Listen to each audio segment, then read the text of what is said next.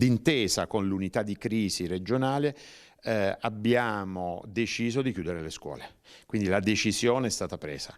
Di norma invitiamo i sindaci a valutare se chiuderle o meno. Bene, l'assessore regionale Bottaccin e il prefetto di Belluno hanno deciso di chiudere le scuole. La situazione è critica, molto critica, il livello di massima allerta a causa dell'evoluzione delle condizioni meteo in peggioramento almeno fino alla mezzanotte di oggi, con una coda di maltempo che durerà per quasi tutta la giornata di domani. Attorno alle 15 di questo pomeriggio, al termine della riunione dell'unità di crisi della Protezione Civile regionale a Marghera, da Palazzo dei Rettori è partita la lettera inviata a tutti i sindaci della provincia di Belluno e al dirigente dell'ufficio scolastico provinciale. La ratio è facilmente comprensibile: evitare un via vai di auto, di scuolabus sulle strade talune soggette anche a frane, colate detritiche e a possibili incidenti. Quindi a scopo cautelativo, ma vogliamo tutelare la sicurezza dei bambini, degli studenti, ma anche del personale che va a lavorare nelle scuole. Diverso il discorso per i lavoratori delle aziende private, anche se nel pomeriggio il direttore di Confindustria, Andrea Ferrazzi, si è sentito con il prefetto. Abbiamo concordato,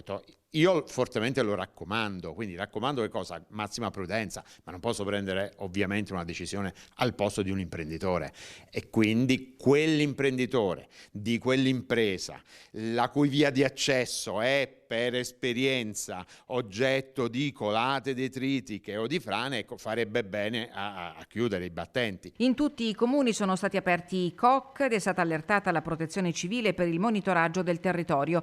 Alle 16:30 il prefetto Savastano ha convocato il CCS per valutare il quadro della situazione e disporre gli interventi se si renderanno necessari.